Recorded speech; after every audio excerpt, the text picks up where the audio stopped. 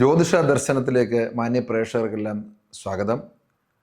വിശാഖ നക്ഷത്രത്തെക്കുറിച്ചാണ്. വിശാഖ നക്ഷത്രത്തിൻ്റെ ഈ വർഷത്തെ ഫലം 2026 ഫലം എങ്ങനെ ഉണ്ടായിരിക്കും, വിശാഖ നക്ഷത്രക്കാർക്ക് ഗുണമായിരിക്കുമോ ദോഷമായിരിക്കുമോ നമുക്ക് ചിന്തിക്കാം.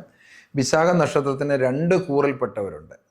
അതായത് തുലാക്കൂറിലും വിശാഖ നക്ഷത്രമുണ്ട്, വൃശ്ചികക്കൂറിലുമുണ്ട്. അപ്പോൾ തുലാക്കൂറിൽപ്പെട്ട നക്ഷത്രക്കാർക്ക് ചാരവശാലുള്ള ഫലങ്ങൾക്ക് അവരുടെ ചാരവശാലുള്ള ഫലങ്ങളും, വൃശ്ചികക്കൂറിൽപ്പെട്ടവരുടെ രണ്ടും ഗ്രഹസ്ഥിതി അനുസരിച്ച് മാറ്റം ഉണ്ടാകും. എന്തായാലും വിശാഖ നക്ഷത്രത്തിൻ്റെ പൊതുഫലങ്ങളെക്കുറിച്ച് നമുക്ക് ചിന്തിക്കാം. വിശാഖ നക്ഷത്രം അസുരഗണത്തിൽപ്പെട്ട നക്ഷത്രമാണ്. അതുപോലെ തന്നെ വ്യാഴദശയിലാണ് ഈ നാളുകാർ ജനിക്കുന്നത്. വ്യാഴദശയിൽ ജനിക്കുക എന്ന് പറയുമ്പോൾ ജന്മക്ലേശങ്ങൾ വളരെ കുറവായിരിക്കും. പിന്നെ ഏകദേശം ഒരു 8 വയസ്സ് കഴിഞ്ഞാൽ പിന്നെ 19 വർഷക്കാലം ശനിദശാകാലമായിരിക്കും. ഇവരുടെ തുടക്കത്തിൽ ധാരാളമായിരിക്കുന്ന ക്ലേശങ്ങൾക്കൊക്കെയുള്ള സാധ്യതയുണ്ട്, ജന്മക്ലേശങ്ങൾക്കൊക്കെയുള്ള സാധ്യതയുണ്ട്.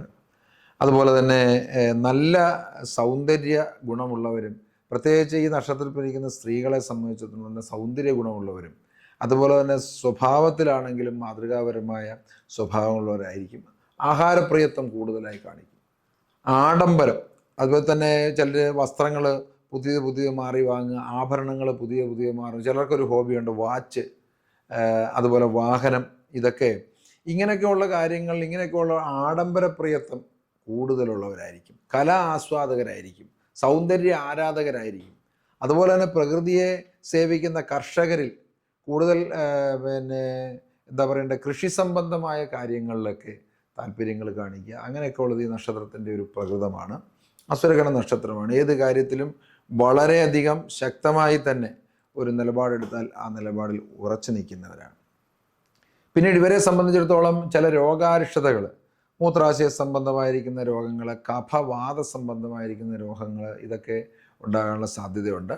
ഈ നക്ഷത്രക്കാരിൽ ഈ 2026 വാഹനയോഗം, പുതിയതായിരിക്കുന്ന നിലവിലുള്ള വാഹനം മാറുകയോ പുതിയ വാഹനം വാങ്ങുകയോ ചെയ്യാനും, അതുപോലെ തന്നെ യാത്ര, വിദേശ സംബന്ധമായിരിക്കുന്ന യാത്രകൾ ചെയ്യാൻ ആഗ്രഹിക്കുന്നവർക്ക് അതിനനുകൂലമായ കാലമാണ്. വൈവാഹികമായിരിക്കുന്ന മംഗളകർമ്മങ്ങൾ, ഇപ്പോൾ ഗ്രഹ നിർമ്മിതി ഒരു മംഗളകർമ്മമാണ്, വിവാഹം ഒരു മംഗളകർമ്മമാണ്. അങ്ങനെയൊക്കെയുള്ള ഗുണാനുഭവങ്ങൾ ഈ വർഷത്തിൽ അനുഭവപ്പെടാനുള്ള യോഗം കാണുന്നു.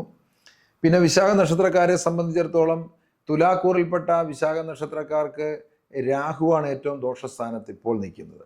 ആ രാഹുവിൻ്റെ ദോഷം പരിഹരിക്കാൻ നവഗ്രഹ പ്രതിഷ്ഠയുള്ള ക്ഷേത്രങ്ങളിൽ രാഹുവിനെ പൂജിക്കുക, ധ്യാനം പോലെയുള്ള കാര്യങ്ങൾ ചെയ്യുക, സർപ്പക്ഷേത്രങ്ങളിൽ വഴിപാടുകൾ നടത്തുക. അതുപോലെ തന്നെ മഹാവിഷ്ണു ക്ഷേത്രങ്ങളിൽ ദർശനം നടത്തുകയും വിഷ്ണു പൂജ ചെയ്യുക, വിഷ്ണു സഹസ്രനാമ സ്തോത്രങ്ങൾ ജപിക്കുക, ഭാഗവതം പോലെയുള്ള ഗ്രന്ഥങ്ങൾ പാരായണം ചെയ്യുക.